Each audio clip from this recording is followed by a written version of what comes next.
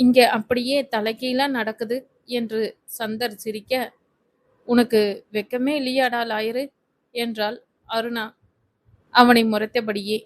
வெக்கமா? அதெல்லாம் மேனுஃபேக்சர் பண்ணும்போது மண்டைக்குள்ள வைக்க வேண்டிய விஷயம் பேபி. வாழ்வில் நிஜத்தனத்தை எடுத்துரைக்கும் அறிவாளியின் குரலில் அவன் பேச, பார்வையாலேயே காரை திப்பினாள் அருணி.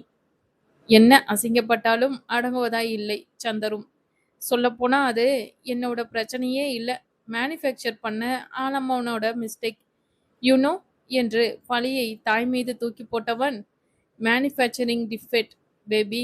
ஸோ உனக்கும் இருக்க 200% வாய்ப்பு இருக்கு என்றான் முடிவுகளை வெளியிடும் விஞ்ஞானியாய். தூ, வெளிப்படையாகவே துப்பினாள் அருணி. இவர்களது சம்பாஷணையை வேடிக்கை பார்த்து கொண்டிருந்த குருநாதன் தம்பதியரின் புறம் திரும்பிய கல்பனா, அவங்க பேசுறத தப்பா எடுத்துக்க வேணாம். அணு மேல கொஞ்சம் கோவம், அதான். சும்மா ஒரு கேலியா எடுத்துக்கோங்க என்றார் மன்னிப்பு கோரும் குரலில். இல்ல, பரவாயில்ல, அணுவோட குணம்தான் எங்களுக்கும் தெரியுமே என்று உண்மையை ஒத்துக்கொண்டார் ராதா. அதைத் தொடர்ந்து கல்பனா மகளை ஒரு பார்வை பார்க்க அருணியின் வாய் கப்பன மூடிக்கொண்டது. சுந்தரும் சந்தரும் அணுவை பற்றியோ நடக்கவிருக்கும் திருமணத்தை பற்றியோ எதுவும் பேசவில்லை. பஜ்ஜி வந்தது, கூடவே கொஞ்சம் கேசரியும் வந்தது. அனைவருமாய் அதை உண்டு பின்னர் குருவும் ராதாவும் கிளம்ப, அங்கிள் ஒரு நிமிஷம் என அவர்களை நிறுத்திய சந்தர், ரகுதாத்தாவுக்கு சாரி அணுவுக்கு என தொடங்க, கேட்கணும்னே இருந்தேன். அது என்ன தம்பி ரகுதாத்தா என்றார் குரு ஆர்வமாய். ஹோ, குடும்பமே இப்படித்தானா என்று வாய்விட்டே சிரித்தவன், நாளைக்கு நான் உங்களுக்கு ஒரு டிவிடி தரேன், பார்த்து தெரிஞ்சுக்கோங்க என முடித்து கொண்டான். ஓ சரி தம்பி, நீங்க ஏதோ சொல்ல வந்தீங்களே என குரு கேட்க, ஆ, அவ பிளான நாம கண்டுபிடிச்சிட்டோம்னு அவளுக்கு தெரிய வேண்டாம். அவ இஷ்டப்படியே என்ன அவளுக்கு கல்யாணம் பண்ணி வைக்க நீங்க ஒத்துக்கிட்டதாகவே சொல்லுங்க. அவ நம்மள ஏமாத்தினதாவே இருக்கட்டும் என்றான் சந்தர். கரெக்ட் தம்பி என்றார் குருநாதனும் யோசனையாய். அதே சிந்தனையில் வீடு வந்து சேர்ந்தவரால், உனக்கு சந்தருக்கும் கல்யாணம் என்றதும் மகளின் முகத்தில் தெரிந்த அதிர்ச்சியைக் கண்டு சிரிப்பை அடக்க முடியவில்லை. என்னது, கல்யாணமா? கிட்டத்தட்ட அலறினாள் அனு. ஆனா அம்முக்குட்டி, நீ லவ் பண்றவனையே உனக்கு கல்யாணம் பண்ணி வச்சிடலாம்னு முடிவு பண்ணிட்டோம் என்றார் குருநாதனோ ஒன்றும் அறியாதவராய். வாட் என்றவளின் முகம் கோபத்தில் கசங்கியது. என்னாச்சு டாடி உங்களுக்கு?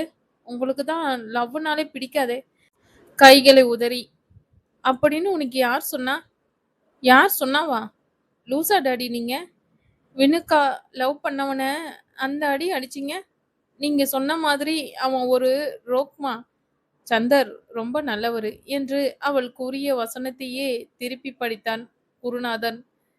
ராதாவிற்கு உள்ளே எழும்பிய சிரிப்பை உதட்டிலேயே புதைத்து வைப்பது என்பது முடியாமல் இருக்க, நான் நான் சமைக்கணும் என்று விட்டு ஓடியே விட்டார்.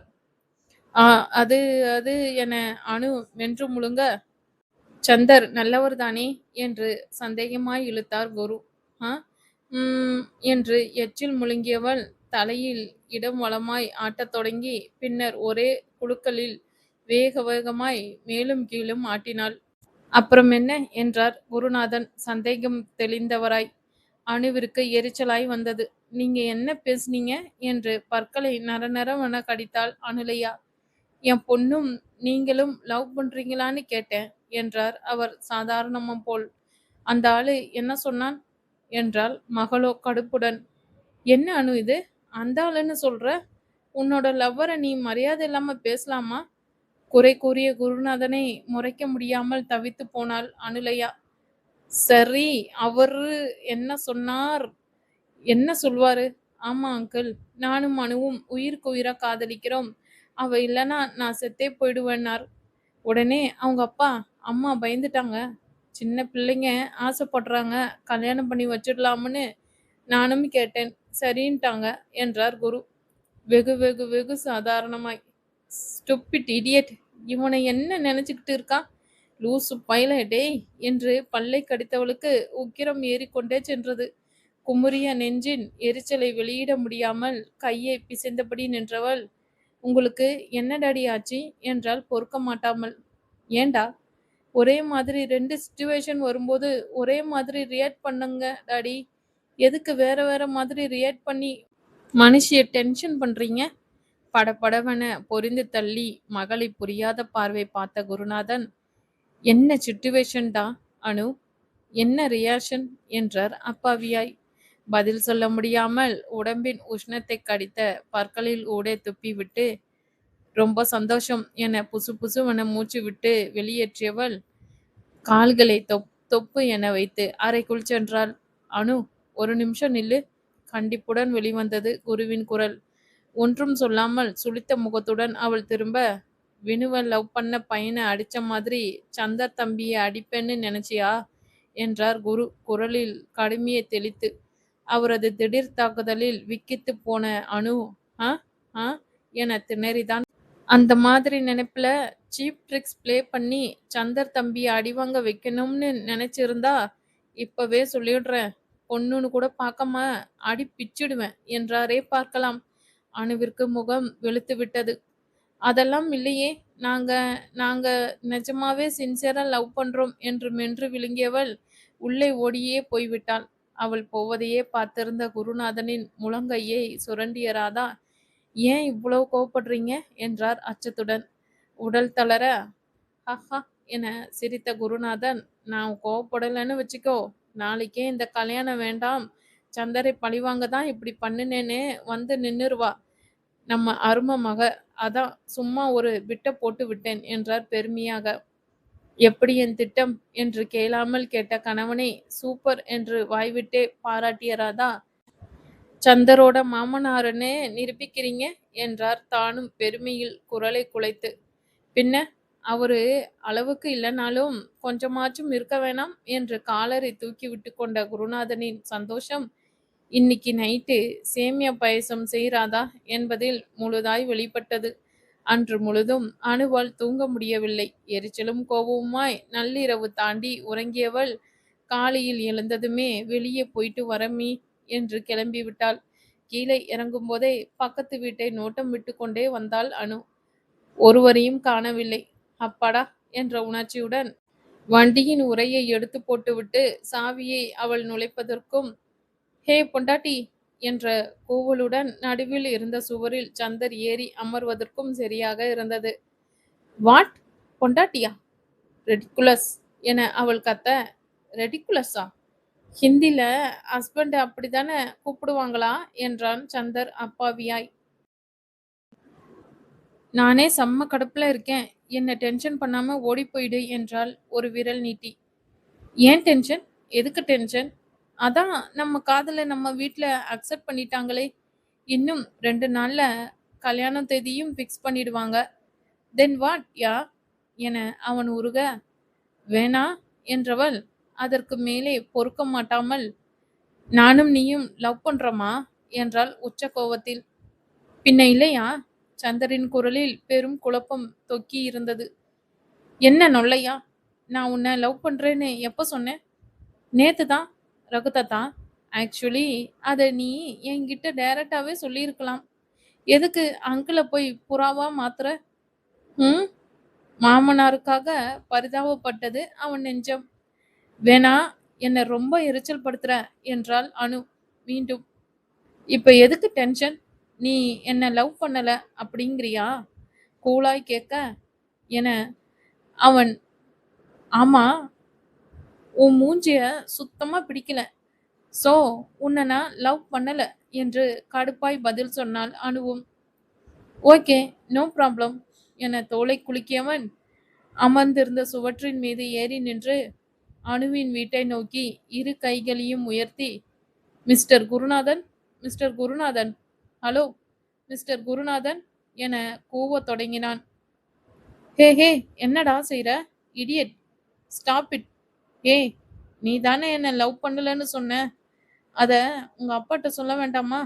பாவம் மனுஷன், மனசுல கண்ட கற்பனையும் வளர்த்துக்க கூடாது பாரு என்றார் சந்தர் அக்கறை மேலிட. ஓ காட், ப்ளீஸ் கத்தாத. ஹே, இறங்கு என்று கைகளை ஏந்தியபடி அவனை கெஞ்சோ கெஞ்சென்று கெஞ்சினாள். அணுவை டார்லிங் என அவன் கண்ணை விரிக்க, டார்லிங்கா, கொன்னுருவேன் உன்னை, ஐயோ! பயமா இருக்கு. டார்லிங்ன்னு சொன்னா ஒரே காரணத்துக்காக பேயாட்டம் முறைக்காத ரகுதாத்தா என்று பயந்தான் சந்தர். நீ முதல்ல இறங்கித் தொல. வாட்? இறங்கித் தொலையா என்றவன், மிஸ்டர் குரு என்றான் மீண்டும். ஷட் அப் என அடிக்குரலில் சீறியவள் இறங்கு என்றாள் அதே சீறலுடன். திஸ் இஸ் பெட்டர் என்றவன் ஒரே தாவலில் சுவரில் இருந்து அணுவின் வீட்டு பக்கமாய் குதித்தான். சிம்பான்சி சத்தமாகவே இரைத்தாள் அணு. என்னது? ஜிம்பாடியா? Yes yes. சிக்ஸ் பேக் எப்படி இருக்கு என்று அவன் புஜங்களை மடக்க, கர்மம் கர்மம் என தலையில் அடித்து கொண்டாள் அவனது வருங்கால மனைவி. ஆனாலும் உனக்குள்ள ஒரு அந்நியன் ஒளிஞ்சிருக்கிறது எனக்கு தெரியாம போச்சே என்றான் செழிப்புடன். என்ன சொல்ற? அணு புருவம் சுருக்க. அந்நியனா இருந்தா நீ அம்பியா மாறி என்ன இமிட்டேட் பண்ணதுக்கும் பதிலா என்னன்ட்ட சொல்லியிருந்தா நானே மெசேஜ் பண்ணியிருப்பேனே என்றான் சந்தர் உதவி புரியும் குரலில். அணுவிற்கு அள்ளு விட்டது. கடவுளே, இவனுக்கும் தெரிஞ்சிருச்சு போலவே. டாடி கிட்ட சொல்லி கொடுத்துருவானோ? உள்ளுக்குள் உதற, என்ன உளறிட்டு இருக்க என்று வெளிப்பார்வைக்கு பல்லை கடித்தாள். இல்ல, நீ அணுவுலையாவே இருக்கிறத விட்டுட்டு எதுக்கு கிருஷ்ணச்சந்தர் அவதாரம் எடுத்தேன்னு கேட்டேன். வாட்? சும்மா உளராத. நான் ஒன்னும் செய்யல என பதறினாள் அணு.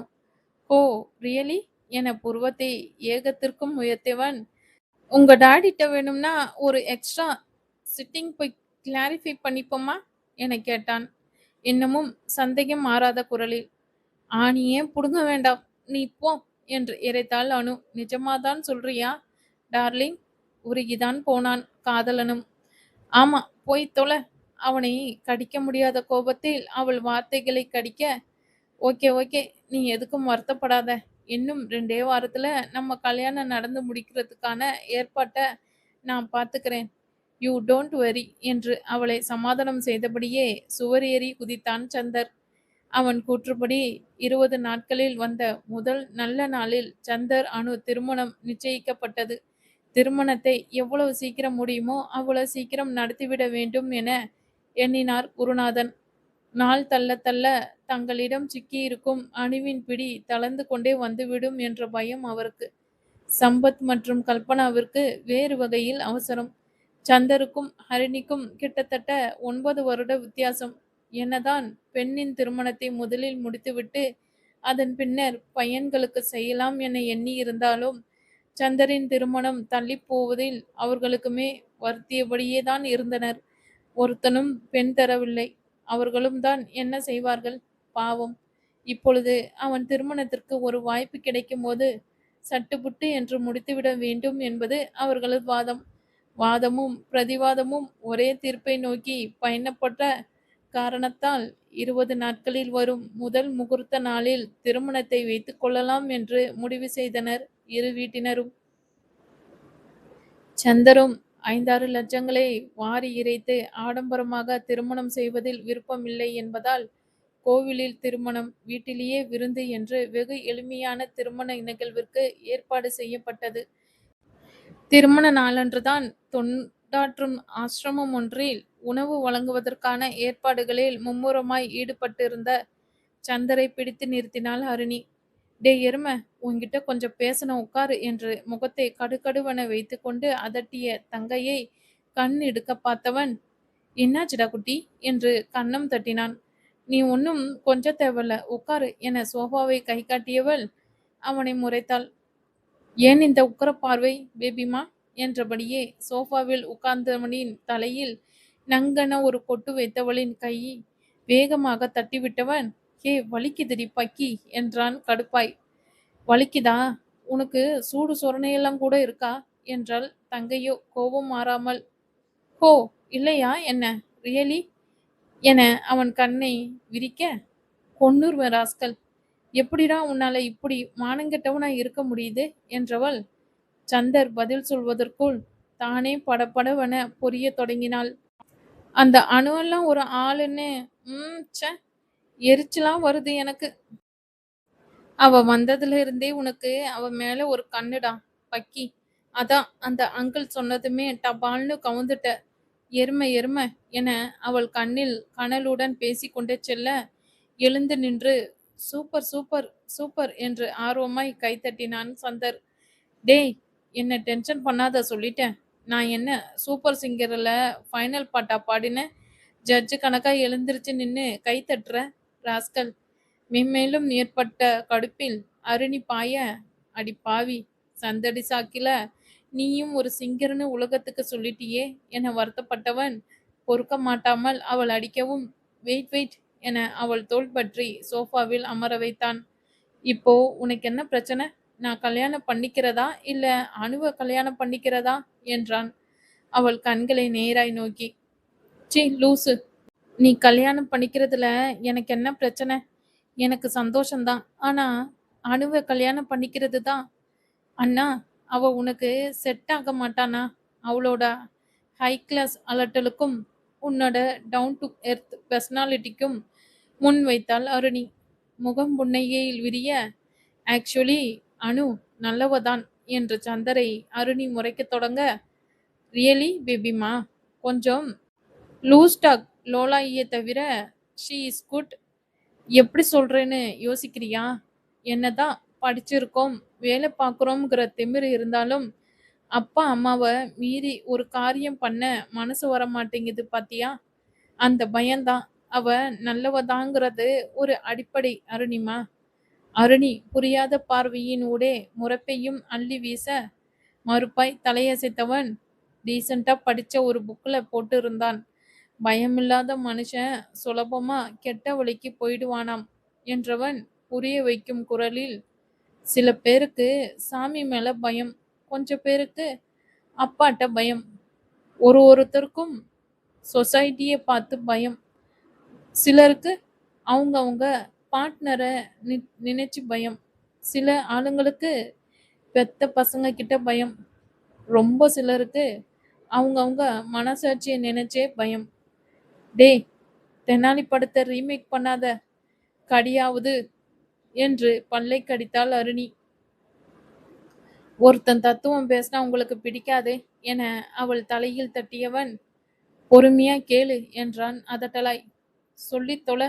தலையில் கை வைத்து கொண்டே தங்கையின் தாடையை பற்றி நிமிர்த்தி, கொலை பண்றதுக்காக கத்தி எடுக்கிறவனுக்கு, ஐயோ, கொலை பண்ணிட்டு ஜெயிலுக்கு போயிட்டோம்னா நம்ம குடும்பத்தை யாரு காப்பாத்துவாங்கங்கிற பயம் எப்போ உருவாகுதோ அவன் கத்தியை கொஞ்சமா தளர்த்திடுவான்.